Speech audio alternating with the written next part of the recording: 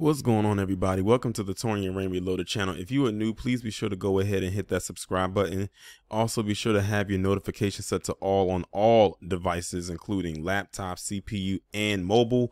Also, be sure to like, comment, and share this content on your various social media platforms. So I have to give a huge shout out to the Black Authority, because if it wasn't for him, I would not have even come across this. I actually saw this on his Facebook page, and then I went through the comments to see what people were saying, and then I went to his Twitter account to see what people were saying. And he's most likely going to talk about this in one of his broadcasts, so his commentary about this is most likely going to go up before mine is. But once you see this, and if you watch his commentary already, you'll pretty much get where we're coming from. So what you're seeing on your screen is a screenshot from Gary Chambers' latest ad, because he's running for a position in the state of Louisiana. Now, I put it right here because I feel out of all of the frames in this video, this was probably the most tame. I was going back and forth to see which one would I use, and the thing is, I didn't want to put up one particular image that I'm gonna talk about because I knew it would probably be a little bit too graphic for YouTube. After all, his campaign ad actually has a disclaimer at the very beginning of his ad that's 1 minute and 28 seconds long. I'm not going to play the ad on here because it might be a copyright thing with his campaign, but what I'll do is I will leave the link down below and you'll be able to see it for yourself if you do so choose. So basically what you see in this frame is he's standing inside of a graveyard, and it has a bunch of black caskets. And basically his ad is promoting or talking about how the U.S. Supreme Court has overturned Roe v. Wade. And that's I guess that's one of his things that he's running on. But what got me and a lot of people in this particular ad is that he's pushing anti-black male propaganda. And what I mean by that, and like I said, I really wish I could show you what it is, but what I'll probably do is I'll put it as a thumbnail. And of course, you know what my thumbnails, I kind of blur them out, but I'll explain to you what was shown. When I say anti-black male, I mean in the sense of, in the scenario, he has a black man who I did not know who this guy was, but I was going through the comments and they said his name is Johnny Domino, and I looked him up and he is indeed a black man. He looks like he might be mixed with something else, but there's definitely some black in there somewhere. It's actually pretty damn evident if you really look at him. And he basically runs a quote unquote back alley abortion clinic. Let's just put it that way, where in the scene, he's in a room. It looks like a hotel room. And one woman comes out of the room. Now, here's the thing. One of the women who comes out of the room, she has like a comforter wrapped around her waist or around her body. And it's a black woman coming out of the other room, and she sits down on the couch. And then a white woman gets up, and then she goes back into the room. And then in one of the scenes that, as a matter of fact, the thumbnail, I'll explain the blurred out part. She's laid back on the bed with her legs propped up, pants off and everything. And he's like inserting a device into her vaginal region to do the back alley abortion. The reason why many people are upset behind that is because, one, how many people do you know? Or let's just say, how many white women do you know, if they went to go do a back alley abortion, do you know are going to see a black man to have this performed on them? Now, we know a lot of white women are very adventurous when they like to travel to foreign lands to go and get their fix, go get their little groove back, so to speak. But rarely do you ever, if ever, hear of a story or a scenario where they've gone to get a back alley abortion and a black man is the one that's administering it. And then on top of that, it was another one where it was a black woman that came out the room before her. Now, the black woman came out of a different room, but he was the only one performing them because he was the only male there. So it was like a rotating type of thing with the women. That also puts into this thing that black men are these boogeymen or these monsters when it comes to the topic of abortion, when it wasn't even mainly, it wasn't even mainly black men with the overturning thing. But I can't help but think that this is also a dig back at Clarence Thomas, because, Clarence Thomas was very vocal about it out of all of them. But we kept saying that Clarence Thomas was not the only deciding factor when it came to the overturning of Roe v. Wade. And also another thing that came to my mind too is I kept thinking about how you have a lot of these black feminists out here who claim that black men are the huge reason why there's black femicide, and it's a reason why black women are dying every 5.5 hours at the hands of black men and all types of stuff like that. That's another thing that played into my mind when I saw this disgusting, tacky, disturbing ad. Keep in mind, this is the same Gary Chambers that did the ad where he was smoking weed in his ad campaign a couple months back, basically insinuating, I guess it was about the laws around marijuana. So, let's have a black man just sitting there just smoking weed, and this is going to be our ad. Now they have this one where you have a black man doing back alley abortions, one on a black woman, then he does another on a white woman. And you got people inside of his comment section saying, oh my God, this is so powerful and so true. As a matter of fact, the person who wrote "It's so powerful and so true" is none other than cue ball head herself, Amber Thorne. You know her as Amber Rose, but I call her Amber Thorne. And you know how that's right up her alley. At Miss Slutwalk herself. That's just something that we noticed when we saw that particular ad. He used a black man, or a black man allowed himself to be used in his campaign video when it came to talking about the overturning of Roe v. Wade. And you have you have a black man there performing a back alley abortion on a black woman and a white woman. And it's crazy because black men are probably one of the only groups of men, or one of the few groups of men, who are pro-life. I don't know too many black men that are for abortion. I only said that abortion should happen under certain circumstances, such as violations, like with that 10-year-old girl, with that whole situation. If there is a huge medical reason, like there's something going wrong with the child inside of the woman that she can't go full term and she has no other choice but to abort, for health purposes.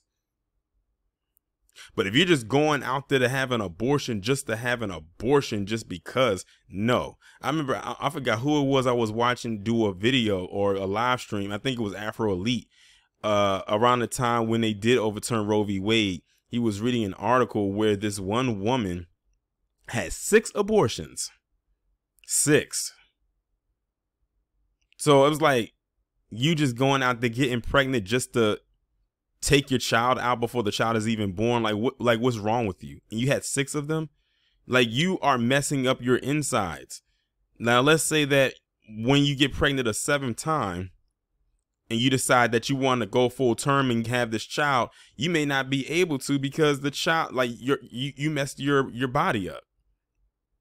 I'm surprised that the 6 abortions, I'm surprised that she's actually still alive. Because one of the other things that happens with abortion when you get so many of them is it can kill you. At worst, it will kill you.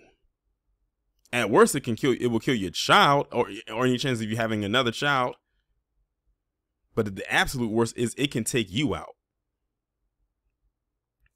The caption actually reads on the side of the screen. It says, and this is on his Instagram page, "The U.S. Supreme Court has placed women in danger. There is nothing, quote unquote, pro-life about restricting women's rights." And then he put a real life American Horror Story ad number 4. This is his 4th ad. And I only know about 2 of them. And that's the other one was the marijuana one. I don't even want to think about what ad 2 and 3 were, because I think that marijuana one was the first ad. But this guy, clearly it tells me that he puts out propaganda ads. And a lot of them are aimed at black people and not in the best of light. And this one right here is probably the worst one. This has probably got to be one of the worst campaign ads I have ever seen. And I thought that the one that what's his name, Jerome, the Republican, the one with the Klan and everything, I thought that was bad. This is worse. I don't, like I said, I don't know what it is with a lot of these black politicians that do these kinds of ads to get votes out of black people or try to win the hearts and minds of black people when they do stuff like that, and they put stuff out like this and think that actually is going to fly. And then it's like, if you lose, you put all that campaign ad money into a 1.5 minute ad, and for what? For what? You lost all that money. You ain't gonna get it back. The people that donated to you, that's a donation, so they ain't getting it back. Excuse me. Just a bunch of tone deafness.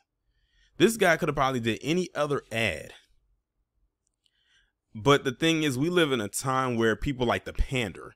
And that's exactly what this ad was. It was a pandering ad, but it was also an anti-black male ad as well.